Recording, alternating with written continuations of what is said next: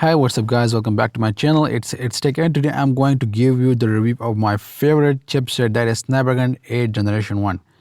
I'm going to give you its complete details, so make sure you watch till the end and let's get started.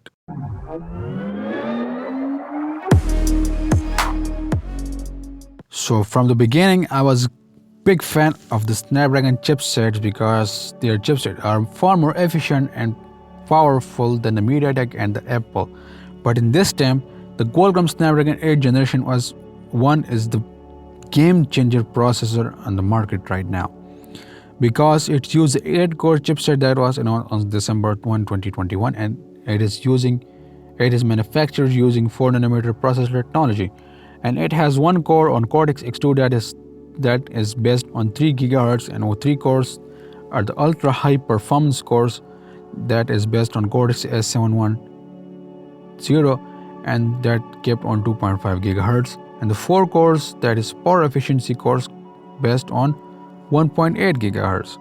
Now let's talk about the review. The CPU performance shows 91% and the gaming performance shows 99%, and the battery life also shows 94% of scores. Now let's talk about their benchmarks. Now let's talk about the benchmarks starting from N2 to 9.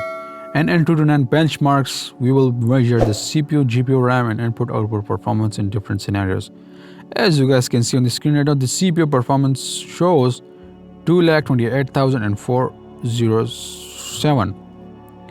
That is awesome CPU performance, but the GPU is crashing every other processor on the planet right now, scoring 428,067. That is awesome, man.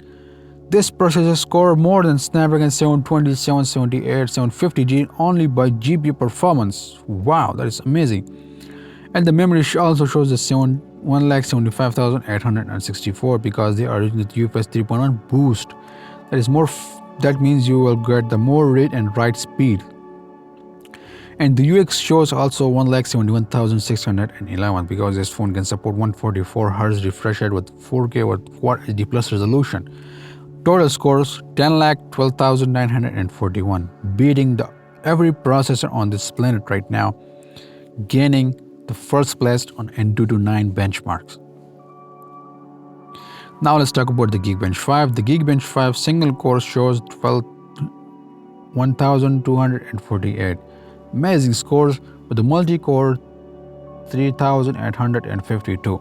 That is awesome scores according to the Geekbench 5 of the Snapdragon Generation 1. Now let's talk about the CPU architecture based on one core on Cortex X2, that is 3 GHz, the ultra high performance cores Cortex S710, that 3 processor using 2.5 GHz, and the power efficiency cores at 1.8 GHz using Cortex A510. They are using the 8 cores, but the frequency is 3.0 GHz, 3000 MHz. And the instruction set architecture is also newer because they are using the ARM version 9A, and the processor is fabricated on 4nm because the processor is more efficient, more power efficient and more powerful. Now let's talk about the graphics. They are using the Adreno. Now let's talk about the graphics. The graphics name is Adreno 730 and the architecture is based on Adreno 700. The graphics also support the DirectX 12. Now let's talk about the RAM. They are using the LPDDR5 RAM. I'm a little disappointed. Why go with the LPDDR5 instead of LPDDR5X that was used on Dimensity 9000?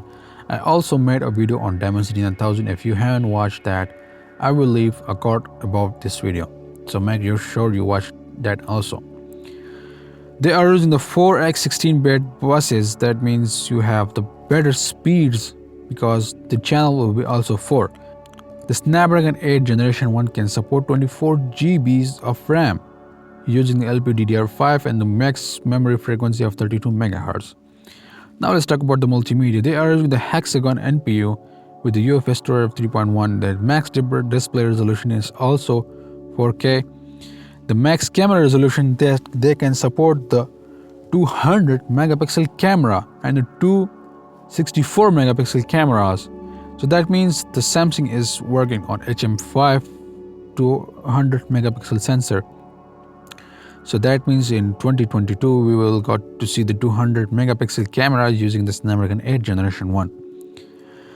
This processor can support 8K at 30 fps and also can play back 8K 30 fps, 4K up to 120 fps, and the video codecs and audio codecs is also newer version about its chipset. Now let's talk about the connectivity. They are using the Snapdragon X65 modem, the same modem that was used on A15 Bionic, and also support 5G and can 4G up to LTE Cat 24. They are using the Wi-Fi 6 with the Bluetooth version of 5.2, and this processor was announced on December 2021. So that was some crazy details about this processor.